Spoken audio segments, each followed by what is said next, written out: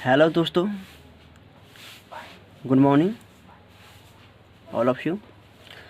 आज मैं इस वीडियो के माध्यम से बताएंगे कि 10th क्लास में प्रैक्टिकल कैसे लिखी जाती है तथा हमें किन किन गलतियों से बचना है। इस वीडियो के माध्यम से आप लोगों को बताएंगे कि प्रैक्टिकल कॉपी लिखने में हमें किन किन गलतियों से बचना है। देख रहे हैं यहाँ पे आपको एक प्रैक्टिकल की कॉपी है। इस प्रैक्टिकल की कॉपी में हमको तीनों सब्जेक्ट के मिलेंगे लिखने के लिए।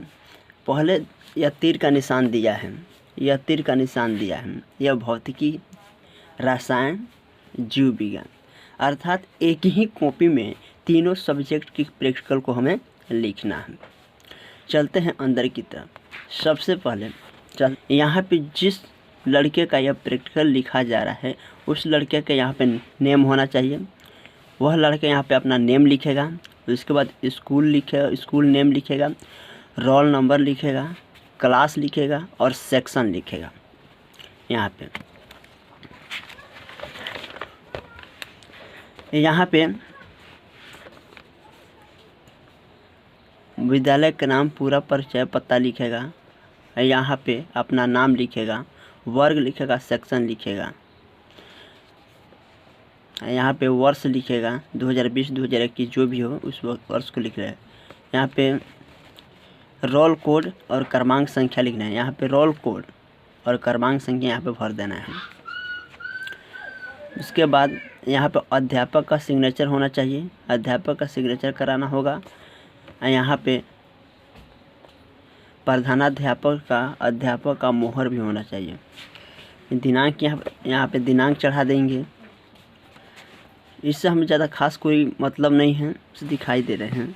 हमें भौतिकी में लिखना है तो भौतिकी में हम किस क्वेश्चन के बारे में लिख रहे हैं उस क्वेश्चन को हमें इसमें फिल कर देना है, भर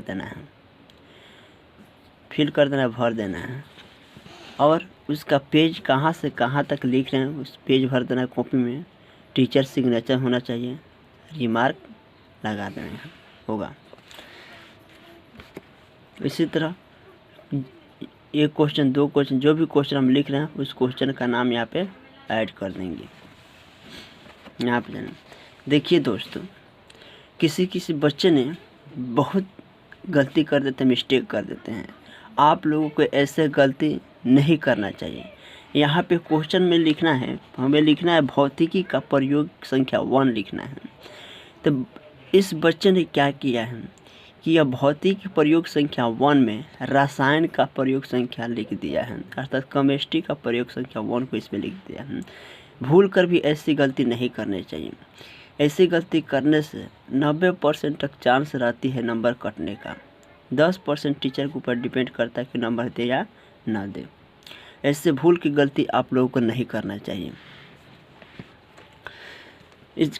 इसको लिखने से हम बताएंगे कि यहाँ पे जो क्वेश्चन दिया है, दूरस्थ वस्तु का प्रतिबिंब लेते हुए अवतल दर्पण की फोकस दूरी ज्ञात करें। तो इसका उत्तर हम कहाँ से लिखेंगे, इसका आंसर कहाँ से लिखेंगे?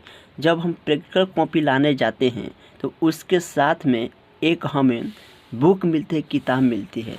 जो बुक यह है, इस बुक के माध्यम से हम इस क्वेश्चन को इसमें फिल करेंगे, भरेंगे। इस बुक में उस क्वेश्चन को हम खोज लेंगे जो यहाँ प्रयोग संख्या 1 में दिया है। किस प्रयोग संख्या में दिया है हम उसको खोज करके भर लेंगे। सबसे पहले हम देखते हैं कि इसकी यानी में पहले दूरस्थ वस्तु के अवतल दर्पण में बनने वाले प्रतिबिंब द्वारा दर्पण की फोकस दूरी करना है। यह 1 में दिया है, लेकिन हमें क्वेश्चन क्या दिया है कि दूरस्थ वस्तु का प्रतिबिंब लेते हुए अवतल दर्पण की फोकस दूरी ज्ञात करें। तो हमें देख लेते हैं कि किस में दिया है। फिजिक्स के निकाल कर देख लेंगे किस में दिया है। हम खोज लेंगे कि कहाँ दिया है और उससे ही हम खोज कर बनाएंगे, लिखेंगे। यहाँ पे दिया है दोस्तों, प्रायोगिक भौतिकी प्रयोग संख्या 1 दिया है। दूरस्थ वस्तु के अवतल दर्पण में बनने वाले प्रतिबिंब द्वारा दर्पण की फोकस दूरी ज्ञात करें। हमें इसी को लिखना है। आपके प्रैक्टिकल कॉपी में लिखा होगा आवश्यक सामग्री या उपकरण, तो इसमें भी यहाँ पे लिखा है आवश्यक सामग्री या उपकरण। इसमें जो भी कुछ दिए होंगे हमें देख देख कर हमें उसमें लिख देना है। देख देख कर लिख देना है कि कौन कौन से उपकरण, कौन कौन सा औजार इसको बनाने में हमें उपयोग किया जा रहा है, उन सारी औजारों के नाम हमको इस आवश्यक उपकरण में लिख देना है। उसके बाद सिद्धांत बोलेगा, सिद्धांत यहाँ पे है, तो इन सिद्धांत को देख करके हमें इस सिद्धांत में भर देना है। उसके बाद यहाँ प्रयोग विधि है, तो प्रयोग विधि भी हमें देख करके इसमें लिख देना है। अब आते हैं यहाँ पे सादा पेपर दिया जाए खाली स्थान, इस पर हमको क्या करना होगा, इस फिगर को बनाना होगा, और इस फिगर को सही तरीके से यहाँ पे बना देंगे, नामांकित कर देंगे, हो जाएगा। ठीक। अब प्रयोग संख्या संख्या 2 में जाना है। प्रयोग संख्या 2 में तो देखेंगे प्रयोग संख्या 2 में क्या दिया है क्वेश्चन, दूरस्थ वस्तु का प्रतिबिंब लेते हुए उत्तल लेंस की फोकस दूरी ज्ञात करें। तो इसका उत्तर भी हम इसमें खोज लेंगे कहाँ पे हैं, और खोज करके इसमें नोट कर सकते हैं। प्रयोग संख्या 3 में दिया है दूरस्थ प्रतिबिंब के प्रतिबिंब को प्राप्त कर उत्तल लेंस की फोकस दूरी ज्ञात करना है। यह प्रयोग संख्या 3 में दिया है, इसको देखकर हम लिख लेंगे। आवश्यक उपकरण में जो भी औजार दिए गए हैं उन औजारों का नाम हम लिख लेंगे। अब उसके बाद यहाँ पे सिद्धांत है, सिद्धांत लिख लेंगे। उसके बाद प्रयोग विधि है, प्रयोग विधि लिख लेंगे। उसके बाद यहाँ पे फिगर है, इन फिगर को बना लेंगे, दोनों फिगर को हम बना लेंगे,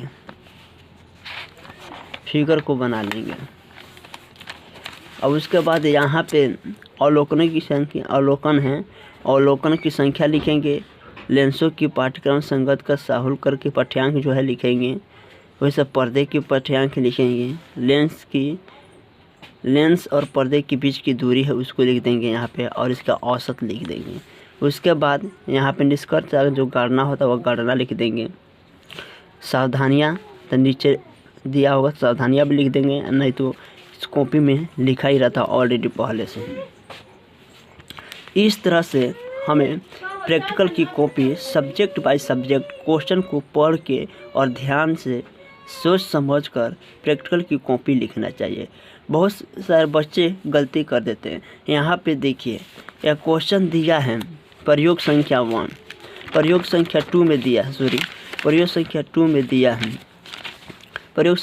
में दिया है कांच के आयताकार सिल्ली से होकर जाने वाले प्रकाश की किरण से गमन करना तथा आपतन कोण, अपवर्तन कोण और निर्गमन कोण की माप करना है और प्राप्त परिणामों की दर्जा करना है।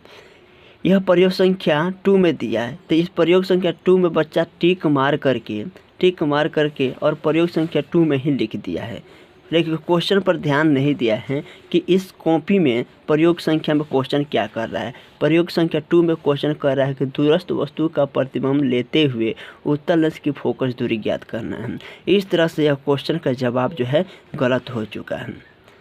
ये समझ कर वह बच्चा जो है समझ करके प्रयोग संख्या 2 और इस कॉपी से, इस किताब से देख करके इस कॉपी में लिख दिया है, लेकिन क्वेश्चन जो है कॉपी में नहीं पढ़ा है कि क्वेश्चन क्या है। इस तरह से इसमें गलती कर दिया है। इस तरह भूल कर भी गलती नहीं करना चाहिए। आप इस तरह गलती करते हैं तो नंबर कटने की चांसेस ज़्यादा बनी रहती हैं। मैं उम्मीद करता हूं कि आप लोगों को समझ में आया होगा और ऐसा गलती आइंदा कभी नहीं करेंगे ताकि आपको नंबर कटे। So thanks, all the best.